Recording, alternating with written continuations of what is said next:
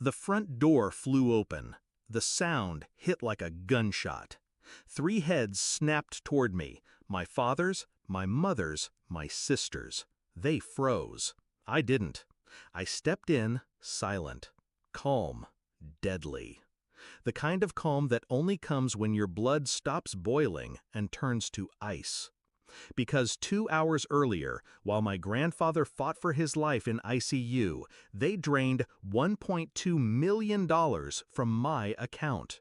My account, the money I had built for one reason, to save him. And when I heard my sister smirk, "We need that money more than he does," when I heard my father say, "He should just die," something in me snapped. Not outwardly, not in the way they expected. I smiled and planned. Backstory. They raised me on discipline. My father barked orders, my mother enforced silence. My sister learned cruelty by osmosis. I was the outlier, quiet but relentless. The one they underestimated because I chose patience over noise.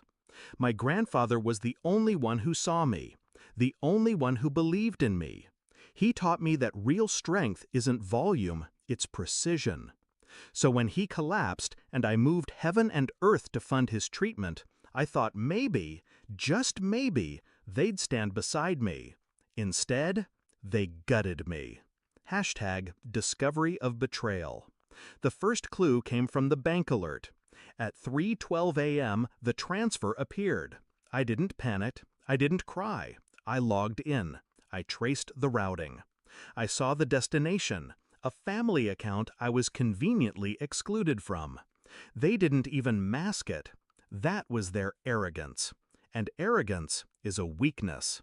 I exploit weaknesses. Hashtag shift in mindset.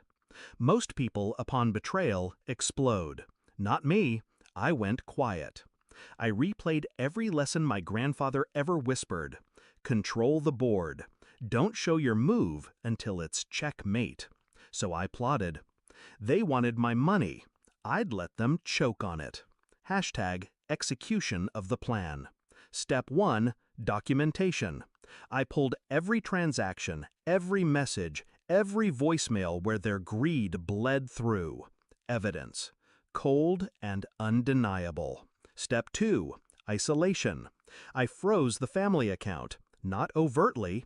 I rerouted it under investigation status, flagged as fraudulent transfer. Banks don't play games with fraud, especially at 7 figures. Step 3, exposure. I reached out, not to them, but to the one man they feared, their accountant. I let him discover the fraud. By the time he called them, panic had already set in. Step 4, legal trap. I filed an injunction through my attorney, locking their assets, quietly, efficiently. Every house, every car, every toy they loved suddenly became untouchable. And step 5, the confrontation. Hashtag climax. So when I opened that door and saw their smug little celebration, wine glasses, laughter, my sister's smirk, I let the silence hang. "You look pale," I finally said. My sister rolled her eyes.